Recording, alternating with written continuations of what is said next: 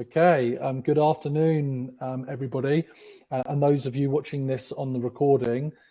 Thank you for joining this week's masterclass with our wonderful guest speaker, Michael Anderson. What's really exciting about Michael as an individual, one, he's got a stellar track record of founding, scaling, and building enterprise software companies. So this is someone who's been right at the inception to growing and leading software companies in the US that he's kind of built up and sold. And as a result of all this experience, he's been battle scarred as well. He's got great perspectives on how you can elevate your career to that VP C-level area. And I would say that, there's lots of the members on here that are absolutely aspiring to that level. But those of you that are like, I want to become a better individual contributor, how you think of elevating yourself without the title is really important. So Michael's advised companies like Uber, Salesforce, executives at PwC and the like, and I've had him speak a number of times in the past, especially during the difficult times of COVID. And it seems that, we're in another difficult spot right now.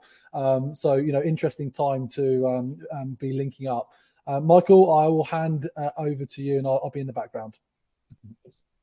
Hello, everybody. And yeah, like James was saying, I started out as a programmer. I've actually sold mobile phones back when they were cool to sell, I guess, because, I'm 52, and back when I was selling, it was literally 30 years ago. So we actually used to go out to people's houses and do presentations to them, and not a lot of people had cell phones. So I've been a salesperson, and then I'll share a little bit more about my background in a second, but I've owned companies. I've led board of directors. I've been a VP, a CXO, et cetera. And so what this is, the name of this presentation is called, Get a Seat at the Table, how to get yourself, position yourself. Even it doesn't matter where you're at now. There's a lot of things you can do now to start positioning yourself for a VP, CXO, director level, whatever it is.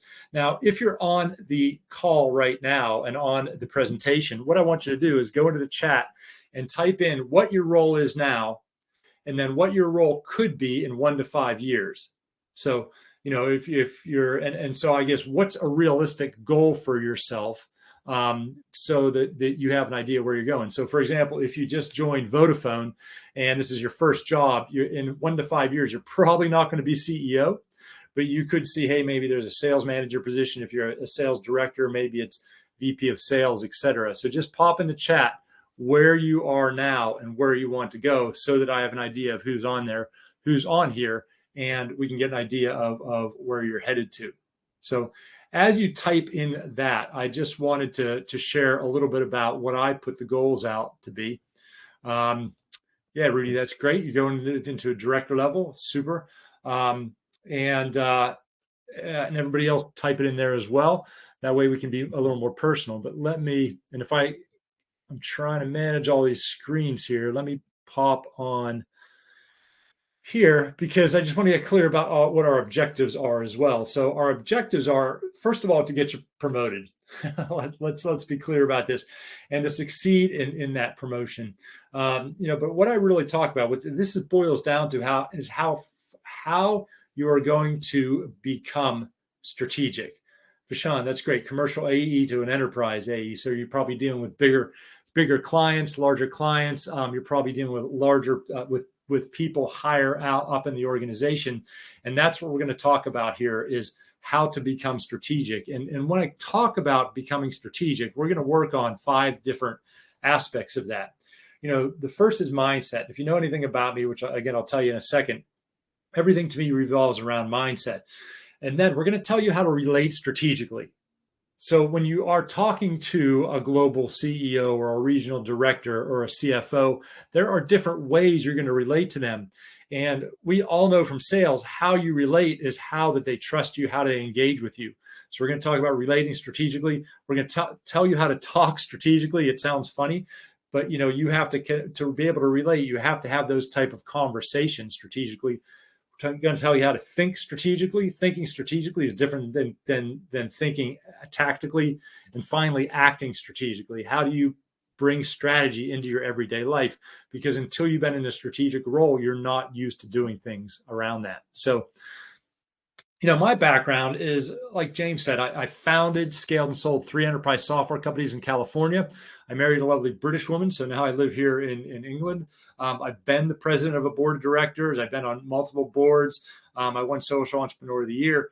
But, my short story is that I founded my first software company, and then we had a lot of success really quickly. And then I realized I was not a good leader.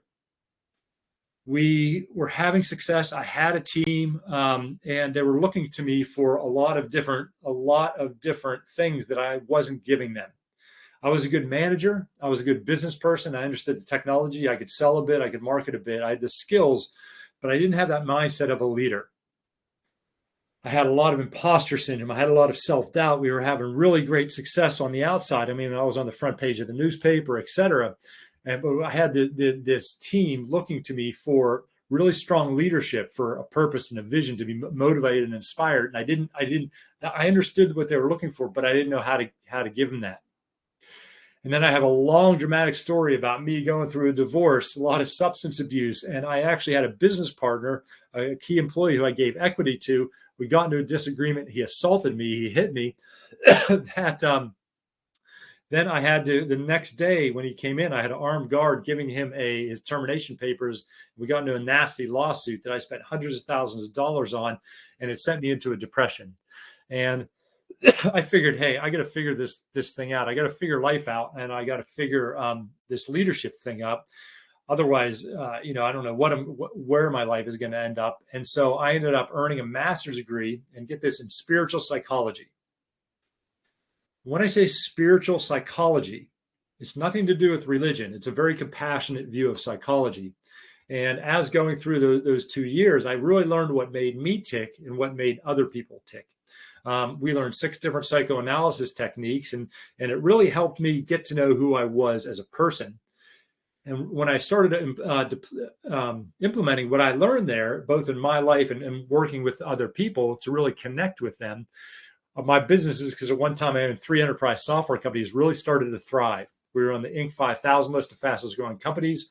We won the #1 best place to work, and I was Social Entrepreneur of the Year. And that was externally, but internally, I was finally having fun as a leader, because up until then, leadership was just one big ball of stress. So, so I had some success as an entrepreneur and a business owner. And then some other business owners saw the transformation in me personally, as well as my businesses, and they wanted the same thing. So they asked me to come over and start coaching and teaching them. And I really liked that. And I figured, hey, Mike, after 22 years in accounting software, it might be time for a change. And I know what you're thinking. Wow, you were in accounting software. There's the 2 sexiest things in the world, accounting and software. And you wanted to get out of that. I was like, yeah, I was a bit of a rock star in there, but it was time for a change. And so I really enjoyed helping other people. So now, like James said, companies bring me in to level up their mindset. Uber, Salesforce, Microsoft brought me in. Stanford has brought me in to work with their startup ecosystem. PwC brings me up to work with their scale up. So that's what I do, is I help leaders with their mindset, and I help emerging leaders too. So Tamia, you said you wanted to go from account executive to sales manager to a VP of director in sales to director of sales. That's what I help people do. I help people move. And let's look at the next slide here. From a tactical achiever. So let me pull out my little thing here, and let's get a highlighter. And so a lot of us are, wrong color here. Oh, 1 second. A lot of us, especially in this group, you're a good tactical achiever. And what does that mean? You're good tactically. You're probably intelligent. You're hardworking. You hit your goals. You produce, right? So that's why you're here, because you're having some success. But what happens is people get to a manager role, and unless they evolve their mindset and evolve their thinking, here's what people say about them. Oh, that person is really smart and they're driven. They're a great, account executive or BDM, whatever it is. Hey, they're a nice idea. I like them, but they don't seem to get the bigger picture. So let's keep them there. They're producing. They're a good team member. They have a good attitude, But yeah, so let's keep them there doing what they're doing. And that's that's a problem for you because, you're doing a good job, but you're not setting yourself up for the next level. What we're really going to talk about is what shifts do you have to make to get you to be a strategic leader, where you see the bigger picture, where when you come into a room, you earn that people respect through conversations, through your presence, that trust. You can inspire and motivate other people, and where you delegate and empower as a leader. Because these are much different. Oftentimes, when you get to be a tactical, when you're good tactically, and you learn how to produce there, you really need to shift a lot of these things to start thinking, acting, relating strategically. And once you're there, then people see that you're that key player. They start inviting you to those important meetings. They get that trust in you. That people say, "Hey, that person gets it, right? We want to invest in them. We want to promote them." So that's what we're doing is bringing you into this strategic leader mindset. And this is a normal person's career, a manager leader's career, where they start out tactically. And when I say you have low impact, even if you're a great salesperson, your impact is you're impacting, a couple customers, and then maybe you move into a sales manager role. And then, it's like as you go up in your career, maybe this is a manager role. And so your impact is a little higher because maybe you impact a couple more customers, larger customers, but also a sales team. And then you move into a director, and then you move into a VP. And the higher you go in your career, it's like moving to higher level condos in this building. The rent's more, so right, you get paid more. There's more responsibility, and you have a higher view. You can see more things, so you can impact more things, and the higher impact. And I find that with leaders, especially salespeople, we like to make a difference. And what's great about leadership is the higher you move in your career, the more difference you can make. The more people you can help, the more customers you can help, the more of your team you can help, and you're held in higher regard. You're getting paid more. It's more responsibility. And I think we're all competitors, so we all really want that. Now let's talk about relating strategically. And so this is the first one we're going to talk to. And what I mean by relating strategically is, hey, if you're in front of a CXO or a VP, and the thing is, as a salesperson, you probably know some of this. But there's probably another level that you can do it. And you have to do it internally. A lot of what we're talking about is almost taking some of your sales skills, because as a great salesperson, you should be able to relate to people in CXO, VP levels, but you should be doing it in your own organization. And I'm going to teach you the nuances. It's different doing it in your own organization rather than doing it for a prospect or a customer. Now, when it comes to relating strategically, and you should do this, if you want to get serious about getting promoted and having an upward mobility, you should do this for each and every one of what I call a stakeholder. So these may be people that are your boss, your boss's boss, etc. It depends on obviously how large or small of a company is and where you're at in this company. But these could be CXOs, and these could be people that you talk to or that you want to talk to. So if you want to get promoted to a VP of sales, but you don't have much connection with the CEO, you might want to do this for the CEO. And this is almost like a map to get in front of them, to get in front of him or her. And then what are you going to say once you're in front of them? This could be peers. This could be people that are on the same level as you. This could be like the CFO. You might be going up the sales route, but you might really need to get in with the COO or the VP of ops or whatever that is. And this is anyone that can affect your career. You might even want to do this with assistants, the assistant to the CEO, for example, because as we know, you got to get everybody on board. Do this with key employees. I do this a lot with business. I do this presentation with business owners. They might want to do this with partners, investors, board members, etc. So that's who you need to relate strategically to. And for each person, and I run masterminds. I run 6-month or year-long masterminds with leaders. We have them do this with each different person. We fill out a worksheet, which is basically the stuff on the slides, and I'll share the slides. You can do it out with that, or I'll see if I can dig up a sheet for this. So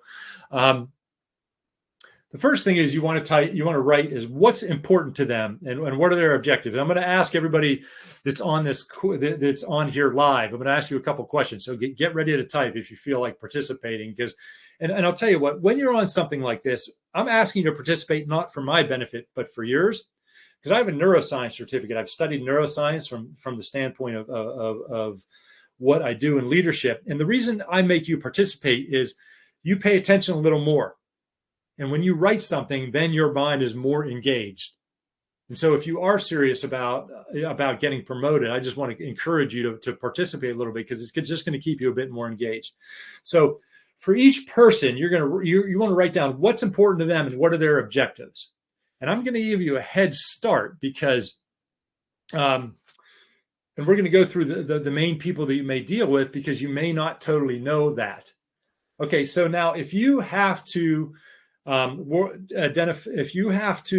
approach a CRO, Chief Revenue Officer, CSO, Chief Sales Officer, VP of Revenues, what's most important to them? So type it in if you have an idea of what's most important to them. And I'm starting with the easy one. You better know what's important to a VP of Revenue or a Chief Sales Officer. And I know everybody, they always change their names and all sorts of different. So it's literally in the name what's important to them. The sales number, exactly. Revenue, growth. You're exactly right. Revenue, growth. This is the easy one. So salespeople, revenue, exactly right. I started you off on an easy one. So if you're ever dealing with a chief revenue or chief sales officer, they are into revenue and revenue growth. That's exactly right. All right, now it's going to be a little bit of a harder one. So when you talk to a CMO or a VP of marketing, what is their one or two or three most important things?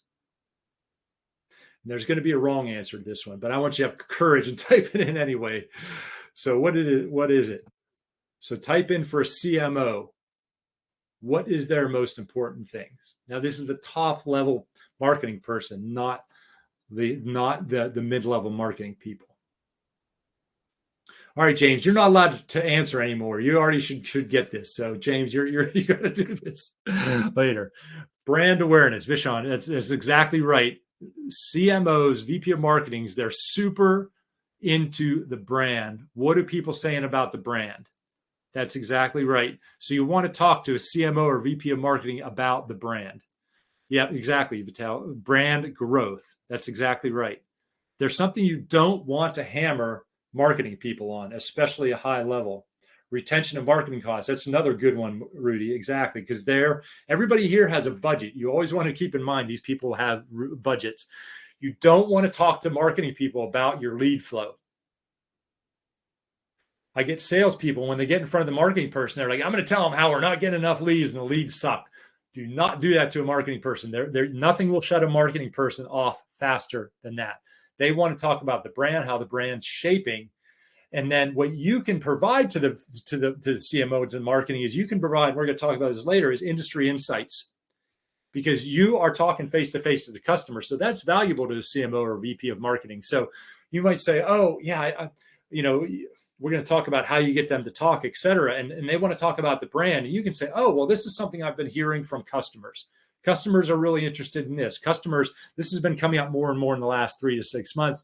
This will be of interest to a CMO or a VP of marketing. All right, what's next? Who do we got here? A CTO or a VP of technology. Throw it in there if you know what a CT or a VP of technology is interested in. And we got a couple more of these too, because it's really important that you're speaking their language, because you want to earn this respect and you want to create that kind of connection to them. And again, it's different depending on what type of organization it is. But a CTO or VP of technology, they are worried about the product. Normally they own the product. And again, you might have a chief of product or somebody else, but they want to talk about the technology, where the product's going, et cetera. And what they're concerned with salespeople, so you want to address this with them, is they don't want you to sell stuff that doesn't exist. Yeah, that's right. Product development and operational optimization. That's exactly right. And first party data efficiency. That's a good one, Rudy. First party data. I think that means privacy, correct? And yeah, they want to get their most out of that. And risk. That's exactly right. Because what CTOs are always managing is risk. And what they don't like salespeople, they hate when salespeople go out and sell betas or sell features and functions that don't exist yet, and they keep pressuring that. So when you're talking to a CTO, you want to keep that in mind, and you want to be careful of how you address that, and to really make their mind at ease, because you need everybody you can to get on your thing. Yeah, Vital, you talked about security is a great one too. And so if you can bring these up, or you can ask them questions about this, that's going to give them a lot of faith in who you are and what you can provide as this. And so what I mean by this, and here, the CFO as well, talk about what a CFO is interested in as I talk about this. Because here's the thing, if I want to get on the board, I want to create relationships with the CFO. I want to create relationships with the CTO. I want them to know who I am so that they can say, oh, I met with Michael. He's a good guy. He understands security. He understands revenue growth. He's a good person for promotion. And CFOs often have a lot of sway of who gets net profit. To me, that's exactly right. Net profit. VP of Finance is exactly looking at the net profit. Profitability, cost efficiencies, exactly right. Core financial reporting and compliance. That's a good one, Ali. Exactly right. So with CFOs, VP of Finance, their job is dependent on them getting timely financials out, maybe to the market, to the investors, to the other executive team, and compliance. So that means that whether we got Sarbanes-Oxley in the United States, that means that if you're in the FDA, that mean or pharmaceuticals, that means that you're saying the right things out there, and the compliance, that you're in compliance with whoever regulates you. I know that's a big one. CFOs also, they have a budget, and you got to make sure that you are within that budget. They really do that. Some CFOs are out there raising money, and I'll tell you what CFOs need from the sales department is they need accurate forecasts. So if you're ever having lunch with a CFO, or you see her in the hallways, and you strike up a conversation, don't ever, and maybe she brings up, hey, we need to get better at forecasting. Don't ever say, because I hear salespeople say this, forecasting is all BS anyway. We just put whatever numbers in there. Yeah, CFO will never, ever, they'll fight to get you not promoted. What you want to do is you want to understand that CFOs rely on that data. So you have to get better at forecasting, for example, because that has to do with cash flow, that has to do with investors, all these other type of things. So that is one place that CFO and sales really can have tension, or they can get along really well. So that's something you really want to embrace.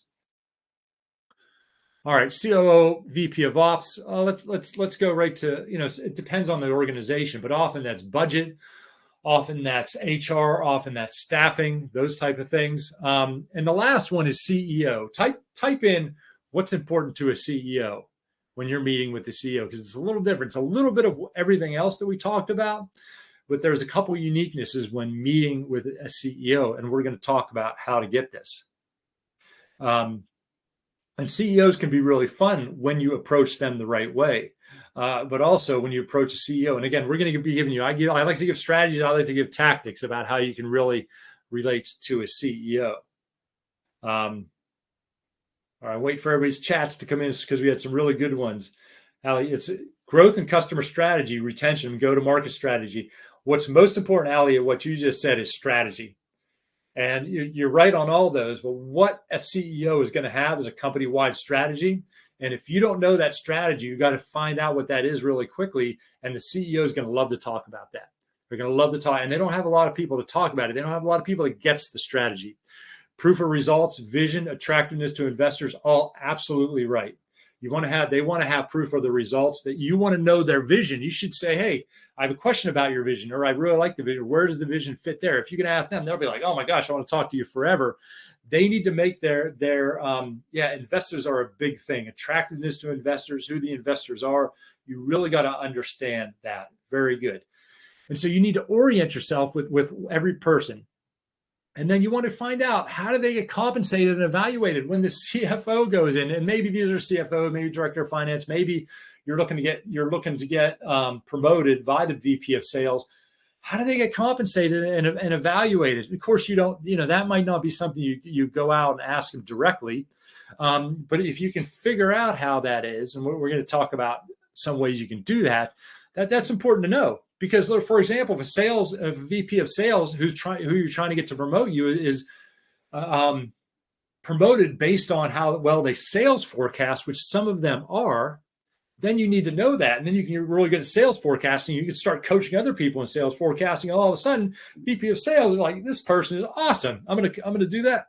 You need to understand who people report to, how their boss is compensated and evaluated, and then what are their risks and their fears in their job. We just went over it a little bit, but to take it to the next level, the CMO maybe they won the number 2 best brand in London for the last couple of years. They got on number 5. That's going to be a big risk for them. If they get to number 1, that's going to be a big thing. So you want to know what's on their radar. And for each person, what's their leadership type?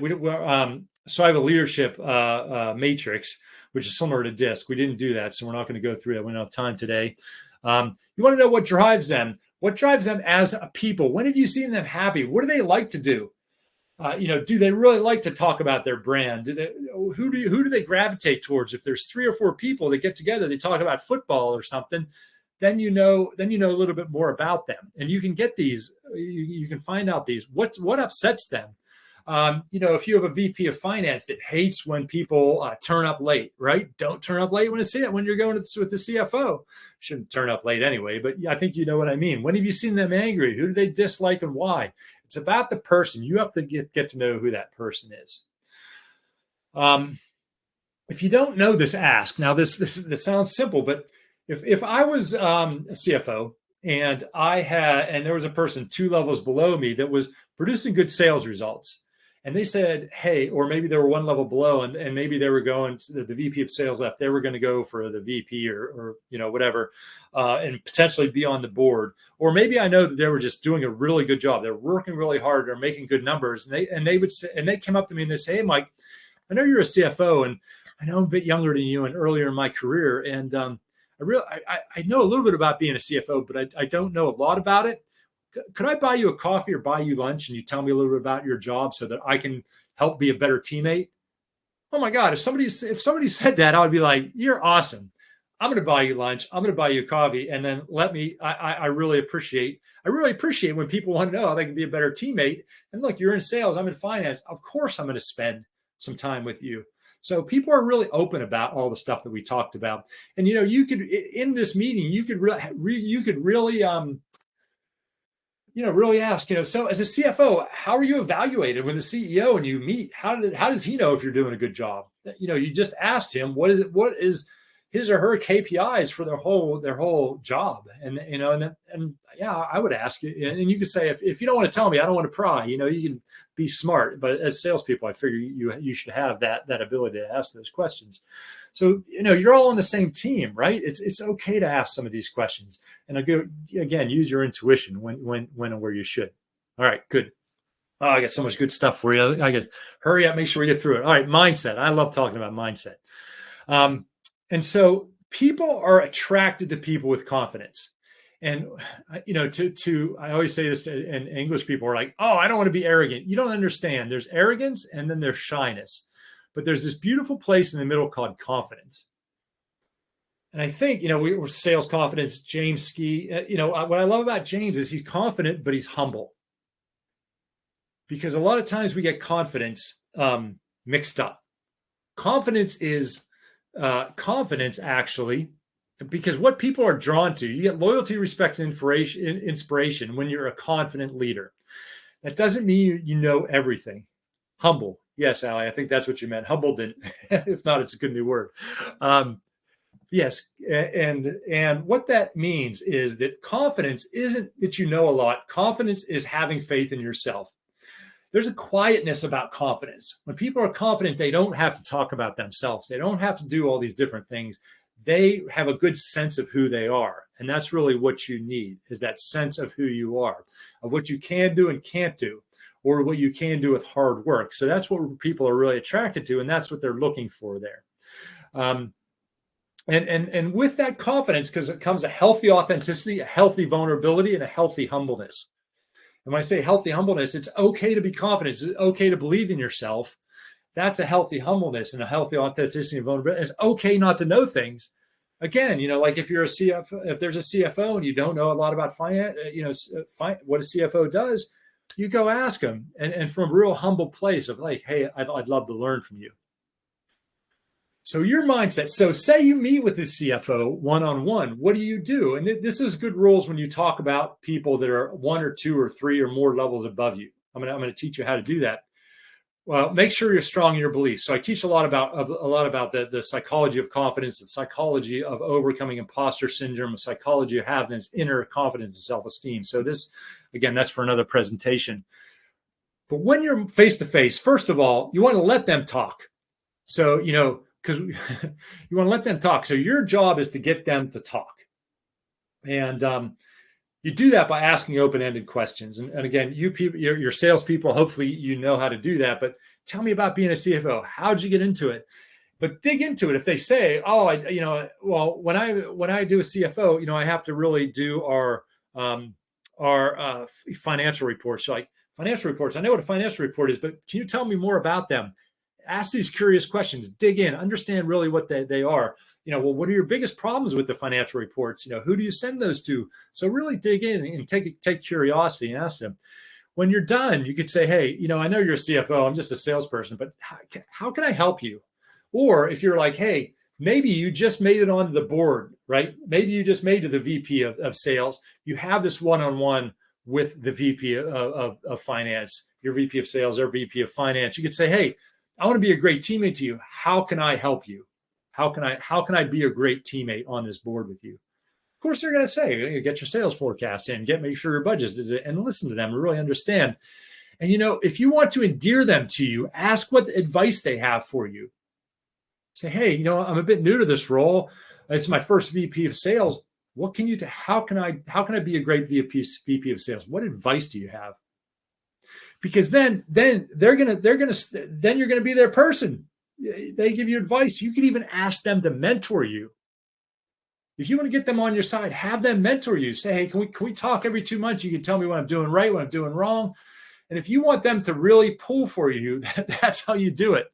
It's funny. This is that authenticity and vulnerability to you. When you show up there, you can say, hey, I want to work with you. I want to be great. Can you mentor me? Can you help me? They're going to go to the wall for you. They're going to be like, this person's the best. I want them on my committee, et cetera. They're going to pull for you. The CEO is going to say, I don't know about VP of sales. CFO is going to be like, oh, you're crazy. You just don't know them yet. You really got to get to know them. That's how you do this. What you don't want to do is you don't want to try to prove yourself or brag. So I know you're a little bit insecure probably as your first VP of sales role. When you sit down with that VP of finance, you don't want to have to try to justify your skill or your background. That's going to come across really bad. They're going to take the assumption that you got promoted there because you've been doing something right. That's already the assumption. If you try to justify yourself, you're going to sound weak and you're going to sound insecure. Don't want to talk about closing sales. I'm here to close sales. I'm here to close sales. Closing sales sounds really dirty to people. And I'm making generalities, so it might be different in your company. I'm talking about a lot. I've had some pretty good experience, and anyway. So take all these with a grain of salt. But if you start talking, I'm here to close sales. I'm here to close sales. That sounds really trashy to a VP or a CXO. You might say, I'm here to bring in revenue, because you are there to bring in revenue, but closing sales doesn't have a good connotation to it.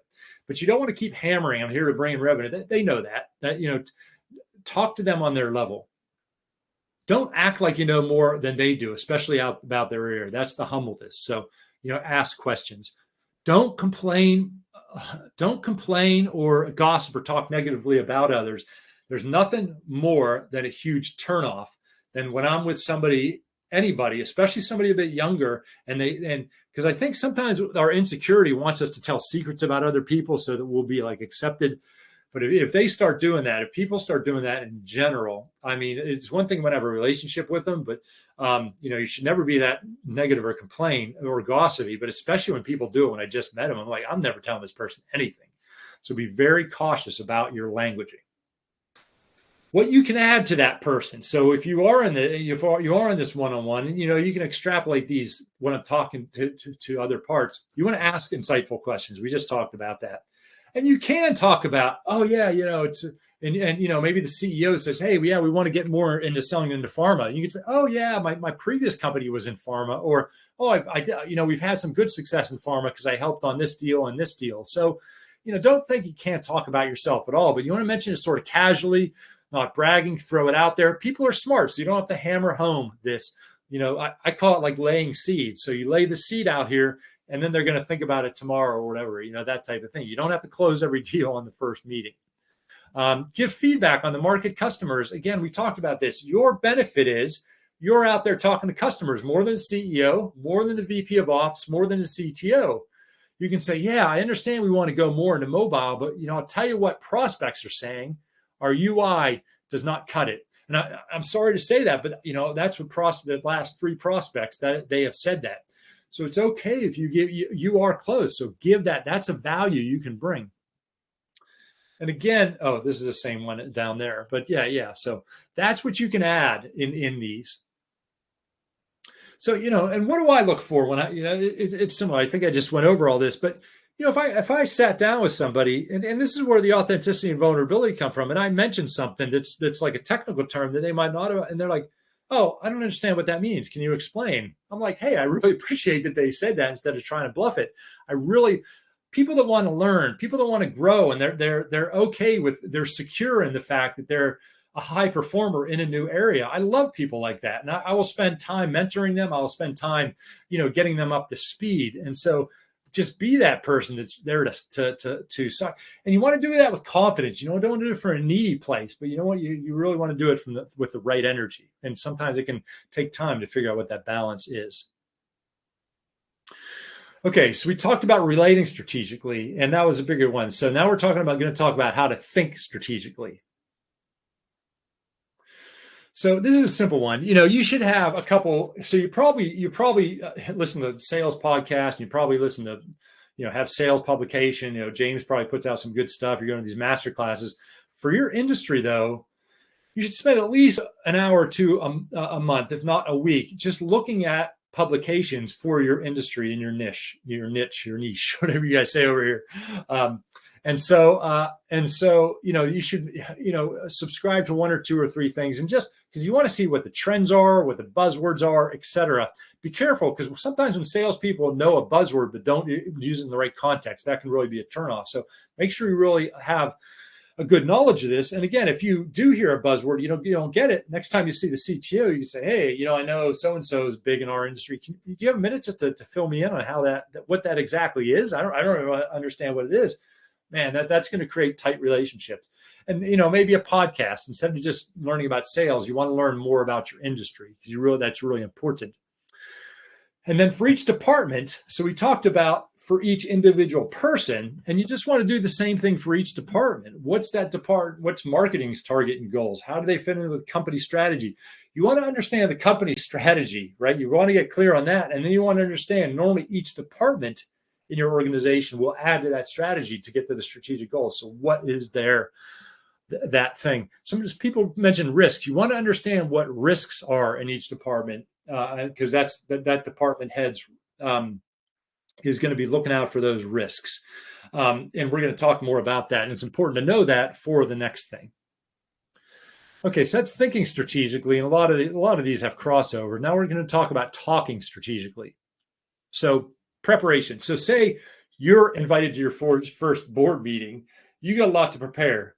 You should start, with your map of each different person on the board, and you should know what each department is, their goals, their KPIs, et cetera, is. That's what I would do in preparation for my first board meeting, or any other high level management, senior exec meeting, et cetera.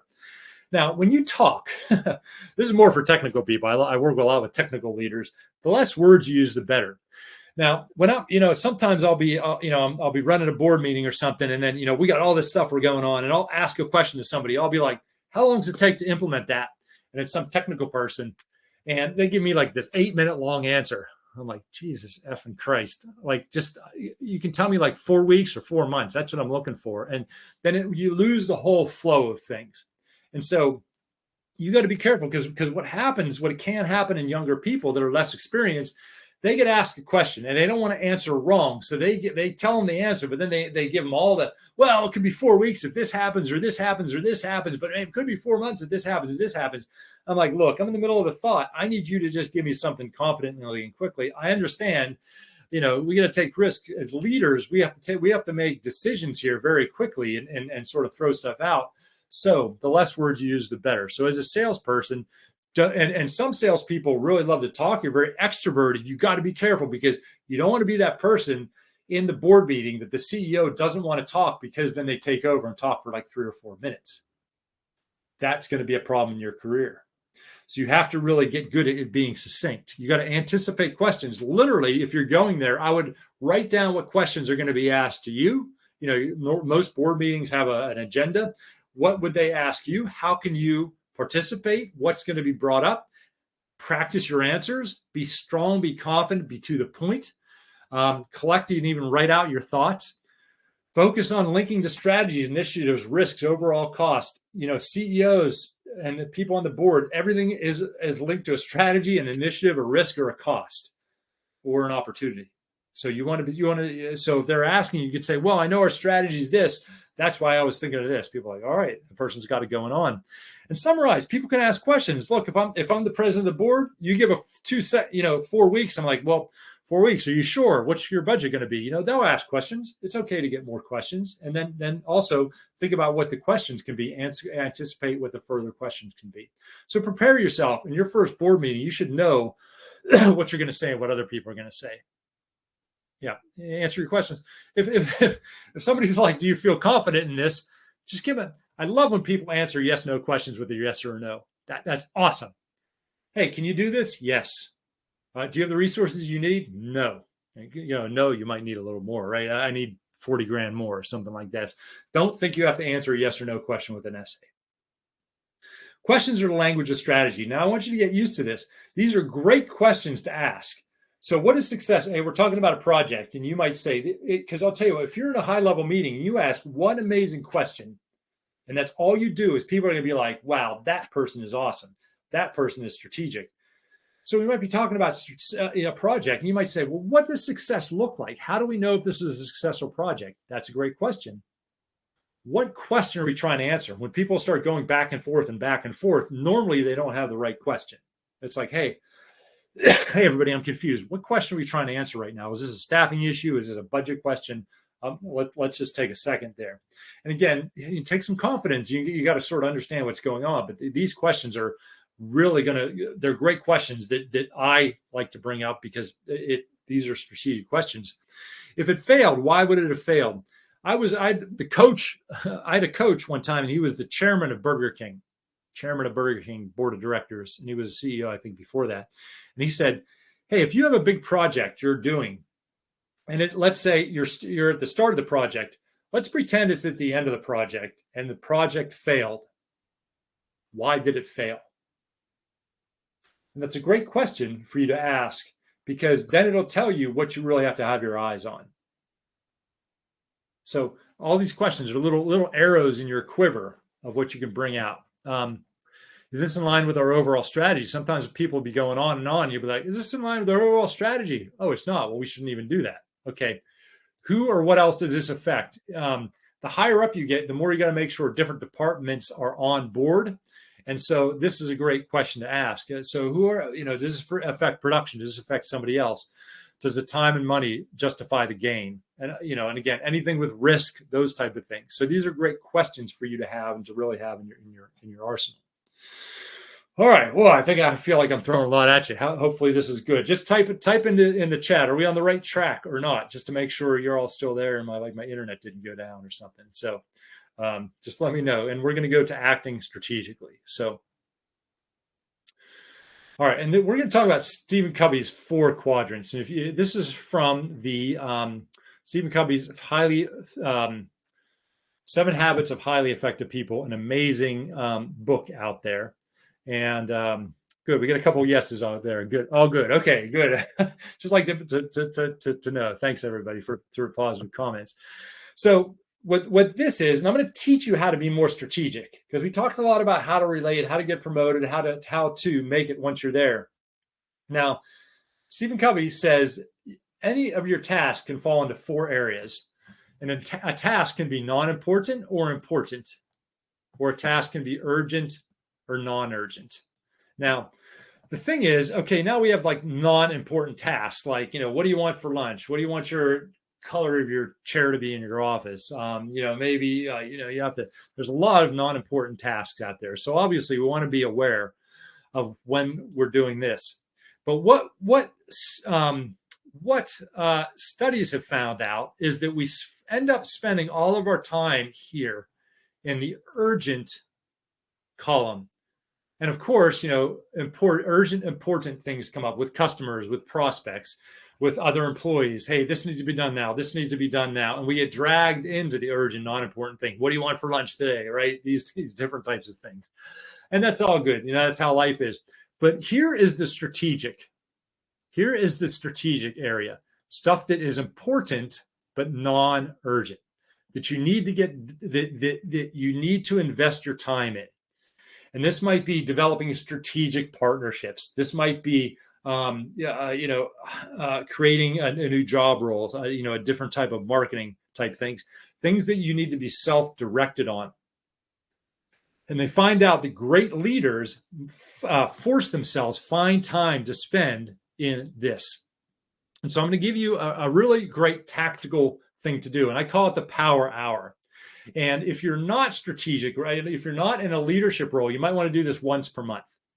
If you do have a leadership role and a management role right now, you might want to do this once a week. I know a guy, Warren Roosted. He's an amazing guy. He worked for presidents. He played in the NBA. Now he's like on the chair. He's like on like 40 different board of directors. All he's paid to do is think strategically. So what he does is he spends 4 hours every day strategically thinking. And what that looks like is he shuts off his email, he shuts off his phone, he just has a pad of paper and he just sits there and thinks. Because that's what strategic thinking is. It's not doing things, it's just thinking. It's reflecting and thinking creatively. So I'm going to give you a little taste of how to do this. So a power hour, here's what I want you to do. I want you to take a 15-minute walk outside without your cell phone. This is different than meditation. I do teach meditation in my master classes. With no cell phone, no computer, no electronics. You can take a little pad of paper and a pen. So do this. Try doing this maybe once a month, once every other week. Take a 15-minute walk outside. It's great to have it outside. It's great to have it without a lot of people, without a lot of traffic, because your mind is just going to wander on things, right? You can't have a blank pen and paper. And then you get back, and what's going to happen is your brain's going to just process. Maybe it's a 15, maybe it's a 30-minute walk, and then it's going to think about, oh, hey, I really haven't connected with so-and-so in a while. Hey, I really could update this contract or my proposal. And all these are strategic type things. And then you go back and then you do 45 minutes of strategic work. So you work on contacting some strategic partners. You work on making a job description for a new role. You do these type of things because these are the things we put off. And then you want to do this. Don't even check email or social media or anything else first. And it's highly suggested you do this first thing in the day. So, you get up, instead of going right to your desk, you take this walk, you go right back, open up your computer and get something 45-minute strategic work done. You do this power hour a couple times, you're going to start thinking differently because you're going to have the reflective time and you're going to be making time for the non-urgent important things in your life. I do the in my leadership mastermind, we have 6 months and they say this is one of the most powerful things that they learn and it's really implementable. All right, everybody. So if you have any questions, start typing them in now because we're going to get to questions in a second. We're just following up here. And I got some time for questions. So we talked about how to relate to people strategically. How do you talk to them? We talked about how do you talk strategically and how do you think strategically. We talked about what mindset you need. And then I showed you a really implementable way for you to start acting more strategic.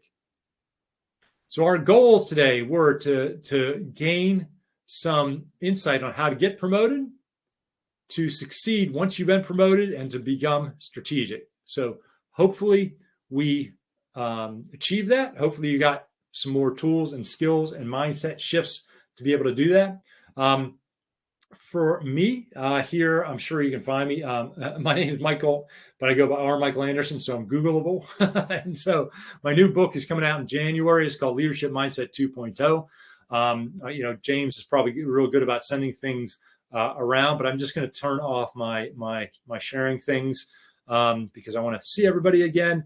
And if there's any questions, please do throw them out now. I will do my best to answer them. And yeah, I really enjoy this. So hopefully you got some good stuff out of it. And if you, even if you don't have a question, just in the chat, type one thing that you learned from this. And again, by typing into the chat, I know it sounds small, but what's going to happen is neurologically, you're going to remember that, and then you're going to own it more. And then it's going to become more part of you, because I just gave a lot of information, but information is useless without you implementing it.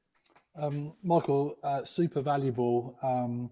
So relevant to how, like, the motivations for why many of the members have opted in to this type of program and masterclasses.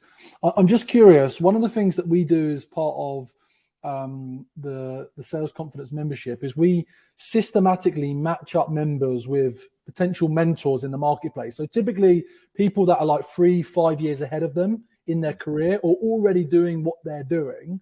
And these people are in the network. They've been to my events. They contribute. They've told me they're happy to, support people. But naturally, they still have ownership over their own time. So, like, when you're asking someone to become a mentor to you, like, what's your advice on like how you frame that, and also, like, in what way are you giving back to them? Because a lot of the time it feels like it's a take dynamic. Yeah. Well, two things. That's good. So there's a difference, James. That's a good question. So it's different if they're internal and external, right? So if they're internal, if they're in your organization, they want to mentor you because then their life's going to be easy. They have contributed to the growth of the company. So it's in a way, it's part of their job. If it's external, that's a bit different because like James, like you said, it is taking their time, and their time is valuable. With any mentor, it's particular with external, but you probably want to do it internally, is you want to, if you're going to ask them to be your mentor, and again, you only want to do this if you're serious about it, tell them you want to tell them how you're going to make it easy. And it's like, hey, would you mind mentoring me? What that might look like is, if you're in the same building, can I buy you a coffee once every 2 months, half an hour tops? Just really, because to me, mentor, like, oh God, do I got to talk to you every, an hour every week, or what does that look like? Or, anybody can, to me, almost anybody can spare a half an hour, every 2 months. And then when you're there, you want to show up and have questions for them. And, because if I say, hey, I'm going to mentor somebody, they show up and they're like, oh, I've been thinking about this. I got these 3 questions. And then we can go boom, boom, boom. I really enjoy that because, hey, I helped somebody. They were on point. If they show up and I'm like, well, what's going on? Nothing. Well, I guess I'm having sort of a problem around this. I'm like, well, why am I here? If you, so you got to be a good mentee, and a good mentee is like, if somebody talks to me and we just have a coffee, they don't even ask about a mentor. And then they send me a little message and they say, hey, Mike, I'm having issues with these 3 things. And I can help them with those 3 things. And they're like, can you get on a half-hour call? Half hour is great. Anybody can spare a half hour, 20 minutes. Just be real specific. People will ask me to mentor them, and then they'll come up and they'll be like, hey, I want you to help me raise money or do a pitch deck. I'm like, I don't teach that. Like, they're like, well, help me anyway. Well, it's not really what I do. It's like, this is a waste of my time. I got 8,000 other things to do. And so you could say, it's that type of thing. People almost always like giving their time when it can be helpful, but you got to make sure that you're helping them in that. That's really good advice and super helpful on how, we're turning up to gain guidance and expertise from people by being specific of what your ask is, so that they can actually provide insight and help. Some great feedback coming from the comments, and I'm looking forward to sharing this. Any questions? This is your opportunity to ask now before we wrap up on this call. So like, for me, the way you structured it from the circle, relate strategically, think strategically, talk strategically, act strategically. Like, everything's important, but what like moves the needle the most? Is it the talk? Is it the act? Like, what actually moves the needle the most? James, I would say it's the mindset, and it's the confidence that it's like you want to toe this line between, you want to have faith in yourself and be honest that you don't know it all. That is, but you want to be like, look, I'm here to work, I'm here to learn, I'm here to be a good teammate. Because again, these are internal people, and they, in essence, want you to succeed because you're part of the team. And so you really want to be that, but you also want to have the confidence to say things during a board meeting and participate and talk about it. So it's really, but you want to do that I believe true confidence is so beautiful, because it's like, hey, I have something to say and I'm going to throw it out here. I might be wrong, because that's really what you need to do. Or it's like, hey, I got this idea. I don't know if it's smart or not, but have that resilience to show up and talk about your experience or what you think you can do with the chance that maybe you do bring up a stupid idea, but that doesn't mean you're stupid. You know what I mean? Or you're still there to really participate. That's the resilience you need to really to do that. And it's hard. You're making a massive jump into a CXO or a VP level thing. It's going to take time. And you're not going to get it overnight, and people are also going to realize that as well. Yeah, that's super helpful, Michael. It's been a pleasure to have you on with us today. I'll be extending invites into the next year on our dinners that come up, and other opportunities for people to interact with you. It'd be great if you could share with me the slides, if you're okay doing that, and I can put them into Circle. And you'll also have access to like any of the people that we connect with going forward. So look forward to speaking with you soon. Well, great. And Rudy, it's so somebody say super actionable. I have a meeting with my CRO tomorrow. So Rudy, I want you to drop me an email. You can get it from James. Make sure Rudy has it. And let me know how your conversation, Rudy, with your CRO goes. How's that? Nice one. Love it. Cheers, Michael. Thanks, everyone. Thanks, everybody. Thanks for having me. Bye. Bye.